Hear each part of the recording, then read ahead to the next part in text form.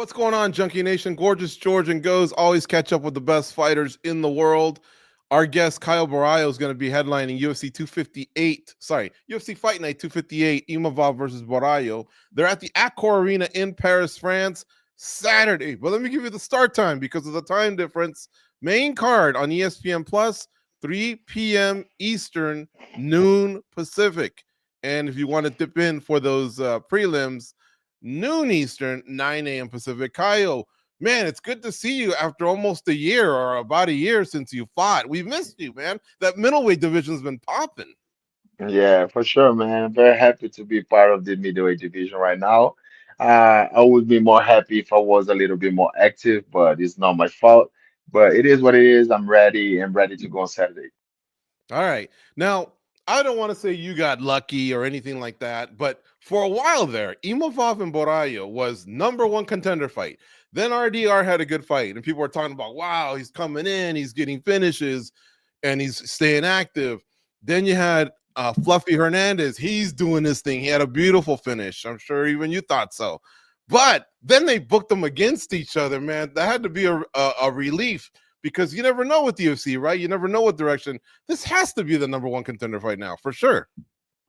Yeah, I think that's the fight that makes sense. Me and Mavov, we just need to go in there and don't do a boring fight. That's all. I think it doesn't matter how the fight ends, if it's a finish or it's a decision by dominant or a great fight. I think whoever wins is going to be the next one in line.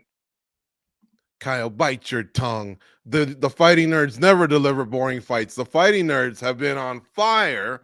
Everyone Yes. loves the fighting nerds, and the fighting nerds rise to the occasion. So it ain't gonna be a boring fight, that's for sure. Yeah, thank you for that, brother. We are working on that, and that's what we plan to do. A great fight, great performance, domination, and go for the belt after that. Do you guys emphasize that, in your team in Brazil? Do you guys talk about all of the different facets of mixed martial arts, right? You got to go out, you got to train hard, you got to make weight, you got to perform, you got to grab the mic and capture the audience. It seems like you guys tick all the boxes. Yeah, for sure. This is something that we realize that make a lot of difference in the sport. This sport is just about how entertaining you can be. So not just inside the octagon, but outside, inside fighting, and in the mic after the win or anywhere.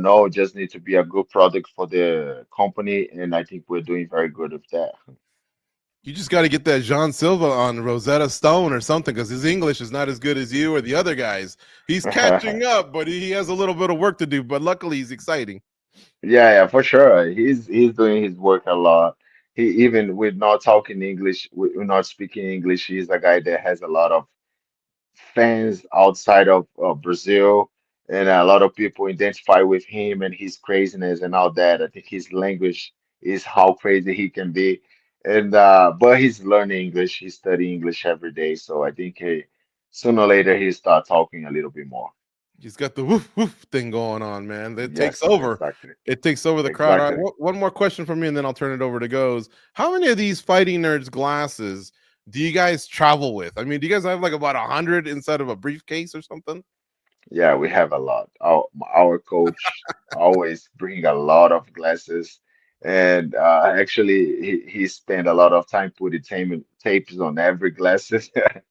But this is something that he really likes, and we really love to represent that. And I feel that when we put the glasses, we become like superior to people. Dude, yeah, the nerds glasses are actually cool. So stick with it, folks. This is one half of the main event on Saturday, ESPN Plus, 3 p.m. Eastern, noon Pacific.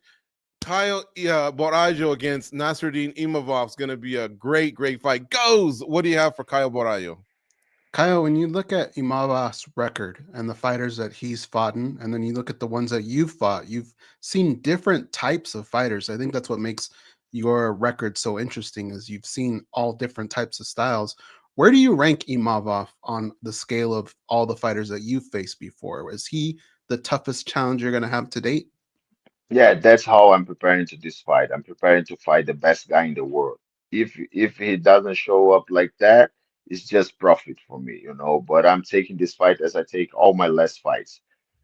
All the fight that I have, the fight that I have right now is the biggest fight of my life. It is most important fight in my life and the hardest fight of my life. So I need to prepare properly to this fight. So I'm taking him very seriously. I know that he's a phenomenal athlete, and I'm preparing. I'm prepared for that. When you look at your division, for the longest time, 155 was kind of the staple for the UFC, and then 135 was really popping. But your division's a lot of fun from top to bottom. Just about anybody can give the champion a run for their money. Where do you rank your division amongst the other divisions in the UFC?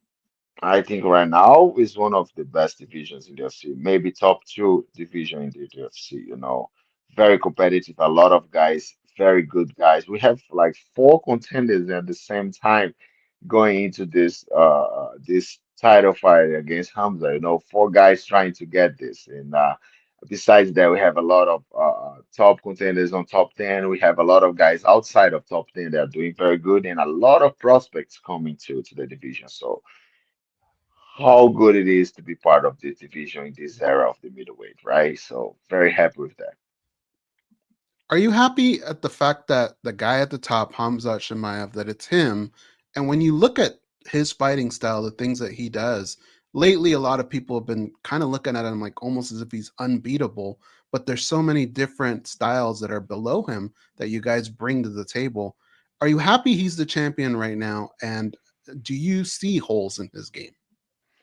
Yeah, for sure, I'm happy that he's the champion now because if people are saying that he's like unbeatable, imagine how good it would be when someone beats him and if this guy is me. So definitely a good place to be right now. I feel very happy for him as a champion. I think he deserved that. He worked very hard for that. We're actually a little bit close because I've been part of his training camp and all that. So definitely very happy for the guy, but I'm willing to go there, do the business and face him. So I just need to come here on Saturday, do a great performance, and then after that go for the belt in a matter of holes in his game. I think it's about you identify his system and deny all the steps that he needs you to take, and then you kind of frustrate him doing that and put him in your game plan, and then start to pick him up. So yeah, that's it. Kyle, let me leave you with this. If you really want to get the crowd against you, because you're the enemy right now, you should wear a Brazil soccer jersey, man, like an old school R9 or Ronaldinho or somebody, and kiss it and point to the five World Cups. You know what I'm saying? Yeah, for sure, because we're 5-2 for these guys, right? Yeah. Nah, yeah, for sure. I think people are moved by football, by soccer. And actually, Imavov posted a video with Makelele saying about me, talking about me and all that. I think the fight got very big with all that. But I think right now all the promotion of the fight is done, all the trash talk is done. Now it's time to go to work and prove who is the best in the world.